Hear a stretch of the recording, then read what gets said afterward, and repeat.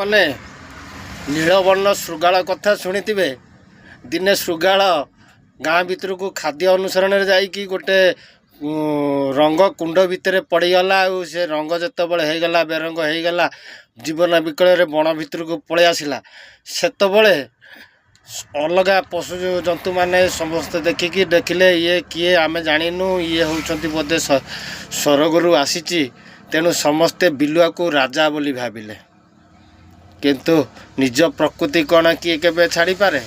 ଯେତେବେଳେ ରାତି ଅଧରେ ବିଲୁଆମାନେ ଭୋକିଲେ, ସେତେବେଳେ ନୀଳବର୍ଣ୍ଣ ଶୃଗାଳ ନିଜକୁ ଆଉ ସମ୍ଭାଳି ନପାରି ସିଏ ବି ଭୋକିବାକୁ ଲାଗିଲା। ତେଣୁ ଯେତେବେଳେ ଭୋକିବାକୁ ଲାଗିଲା, ସେତେବେଳେ ଅଲଗା ଶୃଗାଳମାନେ ଦେଖିଲେ, ଆରେ ହେ ଏଇଟା ତ ଶୃଗାଳ, ଏଇଟା ରଙ୍ଗ ହେଇଯାଇଛି ବୋଲି ଆମକୁ ଏତେ ଦିନ ହେଲାଣି ଚିତା କଟଉଛି। ତେଣୁ ସମସ୍ତେ ମିଳିମିଶି ତାକୁ ହତ୍ୟା କଲେ। ତେଣୁ ଇଏ ହେଉଛି ଗୋଟେ ସୁନ୍ଦର କଥା। ତେଣୁ ନୀଳବର୍ଣ୍ଣ ଶୃଗାଳ ହେବା ପାଇଁ କେବେ ଚେଷ୍ଟା କରନ୍ତୁ ନାହିଁ। ସମସ୍ତଙ୍କ ସାଥିରେ ମିଳିମିଶି ରୁହନ୍ତୁ ଆଉ ନିଜ ପରିଚୟକୁ ଗୋପନ ରଖନ୍ତୁ ନାହିଁ। ଜୟ ସିଆରାମ।